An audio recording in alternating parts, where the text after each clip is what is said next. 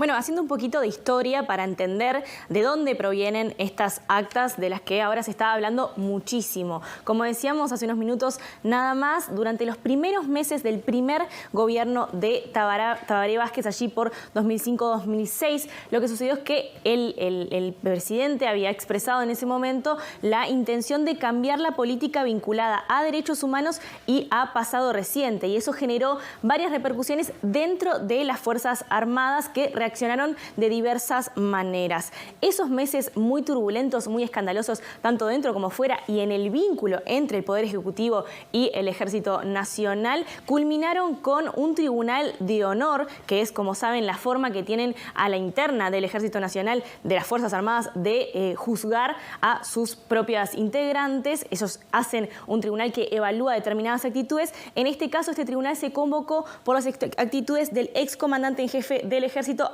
Ángel Bertolotti, que era quien se comunicaba en ese momento con quienes estaban rondeando las nuevas políticas de derechos humanos y de pasado reciente. Este tribunal y las personas que declararon allí está todo constando en actas, y son estas las actas que, a partir de un pedido de acceso a la información pública que hizo el semanario Brecha, se conocen hoy. Hay tres dimensiones en las que impacta la información que contiene estas actas. Una primera es la dimensión política, lo que estábamos hablando recién. Hay mucha información que refiere a cuál era la política llevada a cabo por el gobierno, por Tabaré Vázquez y por la Comisión para la Paz, en vínculo de lo que se intentaba averiguar con respecto al paradero de los detenidos desaparecidos, con respecto a el esclarecimiento de lo que había sucedido en ese momento, y también con respecto al juicio o no, más bien o no, de los responsables de estos actos. Así que esta es una de las primeras dimensiones en las que hay muchísima información que quizás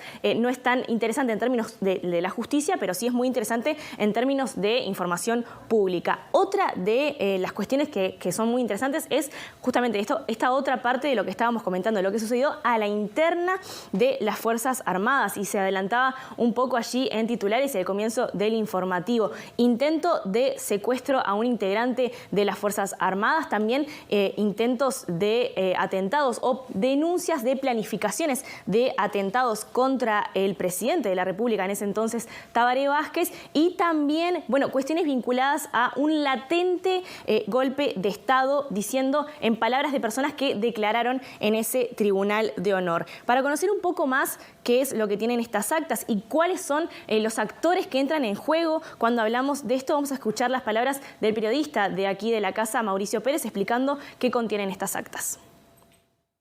El pedido de detención de 6 militares en el marco de un proceso judicial de extradición hacia Argentina en 2006 derivó en un tribunal de honor contra el comandante en jefe Ángel Bertolotti. Como resultado, el tribunal se propuso sancionar a Bertolotti por falta grave pero sin prohibición de usar el uniforme. Sin embargo, el Ministerio de Defensa decidió no homologar el fallo en señal de respaldo al excomandante.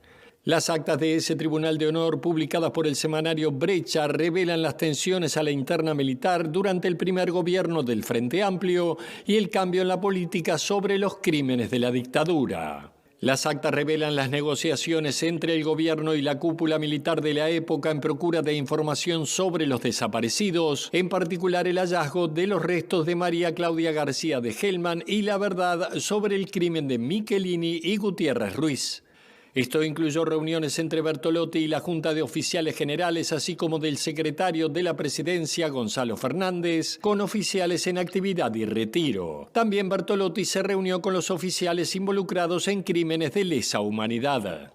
El tribunal incluyó la declaración de varios miembros de la cúpula del ejército, como los generales Juan Córdoba y Ricardo Galarza y el coronel Santiago Pomoli. En su declaración, Pomoli se refirió a un supuesto plan para secuestrar al mayor Ricardo Araba con la anuencia de Bertolotti. También a supuestas tareas de vigilancia sobre oficiales retirados para detenerlos, así como el montaje de tareas de inteligencia sobre la chácara propiedad del general Raúl Villar. En ese lugar, según la versión de un militar, se estaba planificando atentar contra la vida del señor presidente Tabaré Vázquez. A su vez, las actas recogen una conversación entre Córdoba y Gonzalo Fernández, donde el jerarca explicaba que la detención de los militares se debía a una orden judicial. En esa instancia, Córdoba le dijo: nosotros no queríamos, yo personalmente no quería un golpe de Estado, sugiriendo que era un peligro latente.